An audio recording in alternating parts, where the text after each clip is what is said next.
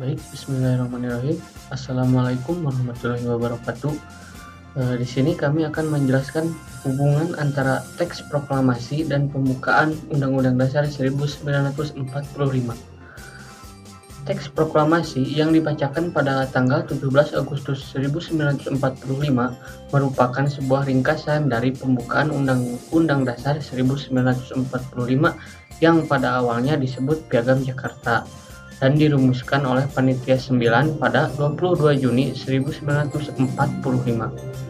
Dengan kata lain, pembukaan merupakan gambaran terperinci dari teks proklamasi. Proklamasi pada 17 Agustus 1945 merupakan suatu sarana, isi, dan arti yang ada pada pokoknya memuat dua hal, yaitu satu, pernyataan kemerdekaan bangsa Indonesia baik pada dirinya sendiri maupun terhadap dunia luar. 2. Tindakan-tindakan yang harus segera diselenggarakan berhubung dengan pernyataan kemerdekaan itu. Di dalam Undang-Undang Dasar 1945, tepatnya pada alinea ketiga, terdapat pernyataan kemerdekaan yang dinyatakan oleh Indonesia. Maka dapat ditentukan letak dan sifat hubungan antara proklamasi kemerdekaan 17 Agustus 1945 dengan pembukaan Undang-Undang Dasar 1945. Di antaranya, 1. Disebutkan kembali pernyataan kemerdekaan dalam bagian ketiga, pembukaan yang menunjukkan bahwa antara proklamasi dengan pembukaan merupakan suatu rangkaian yang tidak dapat dipisahkan. 2. Ditetapkannya pembukaan pada 18 Agustus 1945 bersama-sama ditetapkannya Undang-Undang Dasar Presiden dan Wakil Presiden merupakan realisasi bagian dari kedua proklamasi. 3. Pembukaan hakikatnya merupakan pernyataan kemerdekaan yang lebih rinci dan adanya cita-cita luhur yang menjadi semangat pendorong ditegakkannya kemerdekaan dalam bentuk negara Indonesia berdaulat, bersatu, adil, dan makmur dengan berdasarkan asas kerohanian Pancasila. 4. Dengan demikian, sifat hubungan antara pembukaan dengan proklamasi yaitu memberikan penjelasan terhadap dilaksanakannya proklamasi pada 17 Agustus 1945, memberikan penegasan terhadap dilaksanakannya proklamasi 17 Agustus 1945, dan memberikan pertanggungjawaban terhadap dilaksanakannya proklamasi pada 17 Agustus 1945. Isi teks proklamasi jikalau dijabarkan secara rinci dalam pembukaan Undang-Undang Dasar 1945. Pada alinea yang pertama ialah hak segala bangsa yang berbunyi bahwa sesungguhnya kemerdekaan itu ialah hak segala bangsa. Pada alinea yang kedua yang berbunyi bersatu, berdaulat, adil, dan makmur. Pada alinea yang ketiga yang berbunyi atas berkat rahmat Allah yang Maha Kuasa. Negara segala dibentuk. Hal ini terdapat dalam alinea keempat yang terdapat pada kalimat yang terbentuk dalam suatu susunan negara Republik Indonesia yang berkedaulatan rakyat, kemudian dijabarkan dalam pasal 1 ayat 1 Undang-Undang Dasar 1945. Negara Indonesia adalah negara kesatuan yang berbentuk republik. Dasar negara Indonesia yaitu Pancasila, yakni rumusan Pancasila yang sah, sebagaimana yang tercantum dalam alinea keempat yang berbunyi yang berkedaulatan rakyat dengan berdasar kepada ketuhanan yang Maha Esa, kemanusiaan yang adil dan beradab, persatuan Indonesia, dan kerakyatan yang dipimpin oleh hikmat kebijaksanaan dalam permusyawaratan perwakilan, serta dengan mewujudkan suatu keadilan sosial bagi seluruh rakyat Indonesia.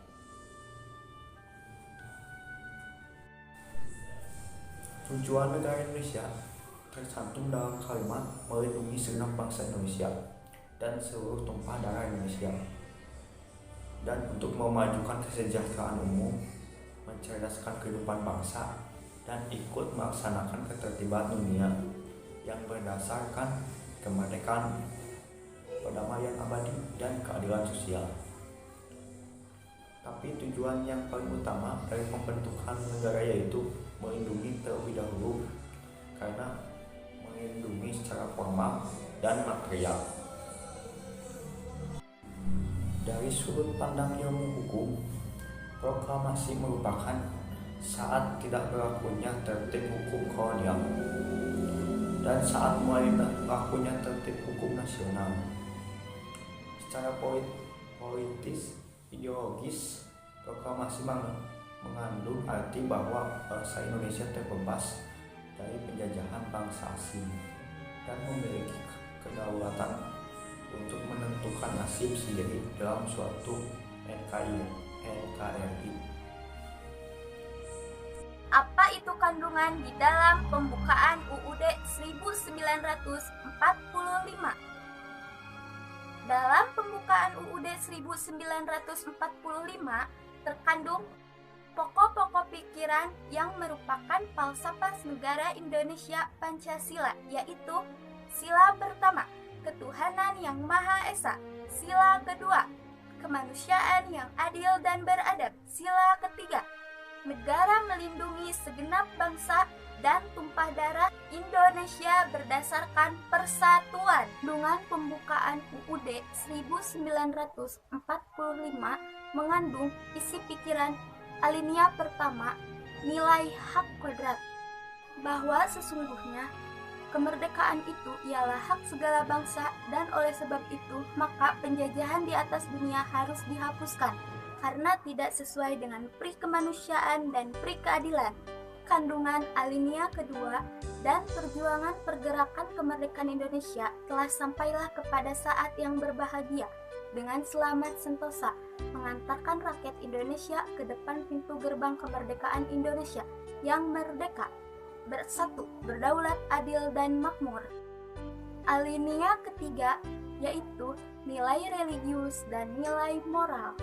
Atas berkat rahmat Allah yang Maha Kuasa dan dengan didorongkan oleh keinginan luhur supaya berkehidupan kebangsaan yang bebas, maka rakyat Indonesia dengan ini menyatakan kemerdekaannya. Alinea keempat mengandung nilai kefilsafatan. Kedudukan dan fungsi Pancasila. Bagaimanakah kedudukan Pancasila sebagai sumber tertib hukum? Nah, Pancasila sebagai dasar negara merupakan sumber dari segala sumber hukum Indonesia. Dengan demikian, Pancasila merupakan asas kerohanian tertib hukum Indonesia. Dalam alinea keempat pembukaan Undang-Undang Dasar 1945 memuat unsur-unsur yang dalam ilmu hukum disebut dengan res order atau legal order, yaitu kebulatan dan kesatuan. Peraturan-peraturan hukum yang meliputi 4 hal. Yang pertama, adanya kesatuan subjek, yaitu adanya penguasa yang mengadakan peraturan hukum. Yang kedua, yaitu adanya kesatuan asas kerohanian, yaitu adanya suatu dasar dari keseluruhan peraturan hukum. Yang ketiga, yaitu adanya kesatuan wilayah, di mana peraturan-peraturan itu berlaku, terpenuhi oleh kalimat seluruh tumpah darah Indonesia yang tercantum dalam pembukaan Undang-Undang Dasar 1945 pada alinea keempat.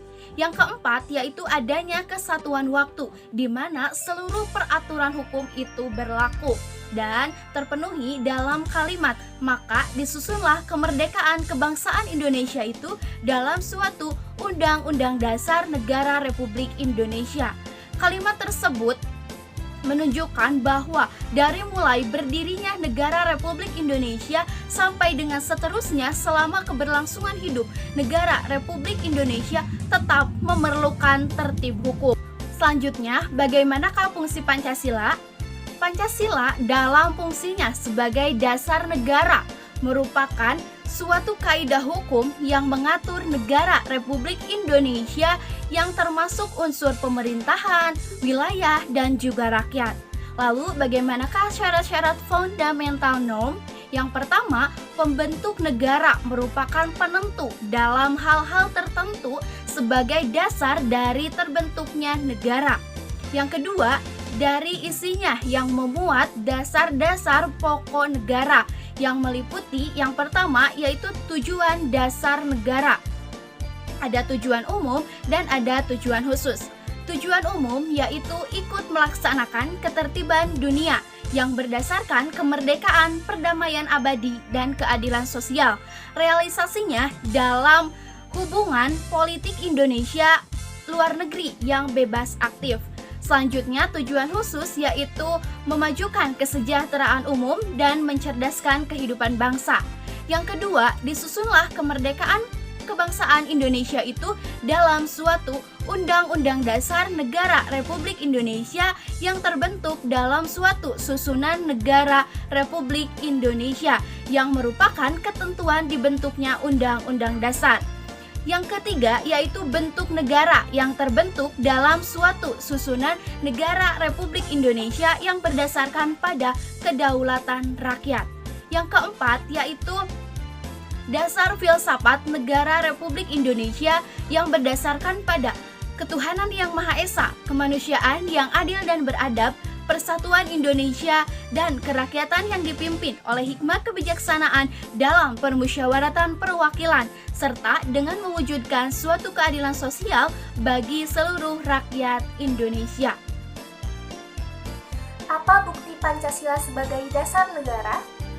Pancasila dimuat dalam pembukaan Undang-Undang Dasar 1945 sebagai stat fundamental norm yang berarti bahwa semua yang ada dalam pembukaan merupakan dasar negara dan sebagai sumber dari segala sumber. Lalu, apakah pembukaan Undang-Undang Dasar 1945 memenuhi syarat unsur mutlak sebagai stat fundamental norm? Tentu. Menurut ilmu hukum tata negara, terdapat beberapa unsur mutlak. Yang pertama, dari segi isinya. Pembukaan Undang-Undang Dasar 1945 memuat pokok-pokok dasar negara, diantaranya pertama, dasar tujuan negara. Yang kedua, ketentuan diadakannya Undang-Undang Dasar Negara. Yang ketiga, bentuk negara. Dan yang keempat, dasar filsafah negara atau asas kerohanian negara.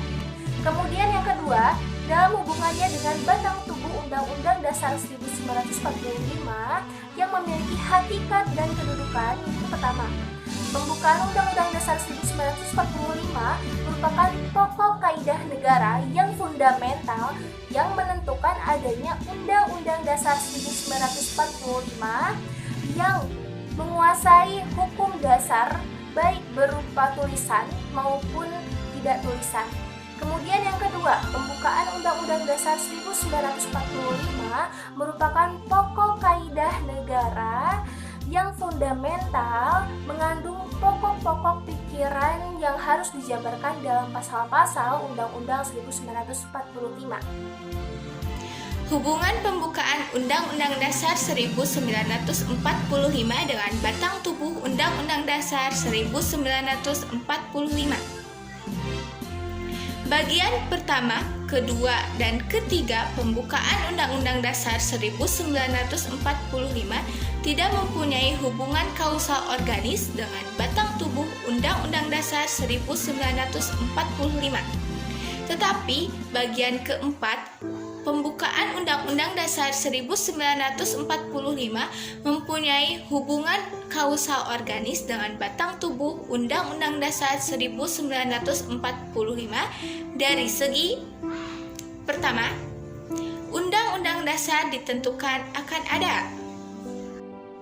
Kedua, hal yang diatur dalam Undang-Undang Dasar yaitu tentang pembentukan pemerintahan negara yang memenuhi berbagai persyaratan dan meliputi segala asas penyelenggaraan negara.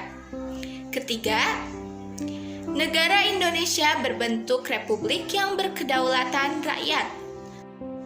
Keempat, ditetapkannya dasar kerohanian negara atau dasar filsafat negara Pancasila.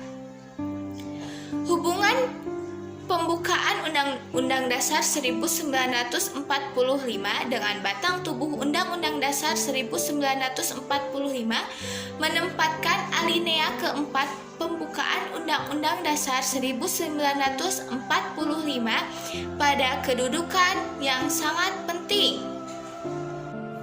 Undang-Undang Dasar 1945 dapat diamandemen atau diperbaiki kembali dan dirombak sesuai dengan aturan yang akan berlaku di Indonesia. Tetapi, pembukaan Undang-Undang Dasar 1945 tidak bisa diperbaiki atau dirombak kembali. Itu merupakan sebuah pengecualian. Karena dalam alinea keempat pembukaan Undang-Undang Dasar 1945 terdapat nilai-nilai Pancasila karena Pancasila merupakan dasar negara Indonesia. Baik, saya Anissa Nurul Hanifah, NPM 2021211056. Pada kesempatan kali ini saya akan menjelaskan implementasi nilai-nilai Pancasila atau penerapan nilai-nilai Pancasila dalam kehidupan sehari-hari. Pancasila di Indonesia dijadikan sebagai landasan atau pedoman dalam berperilaku sebagai warga negara yang baik. Pancasila sendiri terdiri dari 5 sila, diantaranya ketuhanan yang Maha Esa, kemanusiaan yang adil dan beradab, persatuan Indonesia, kerakyatan yang dipimpin oleh hikmah kebijaksanaan dalam permusyawaratan perwakilan, serta yang kelima adalah keadilan sosial bagi seluruh rakyat Indonesia. Masing-masing dari sila tersebut memiliki nilai-nilai yang dapat kita terapkan dalam kehidupan sehari-hari. Berikut penjelasannya. Sila yang pertama, ketuhanan yang Maha Esa, dilambangkan dengan bintang 5 sudut.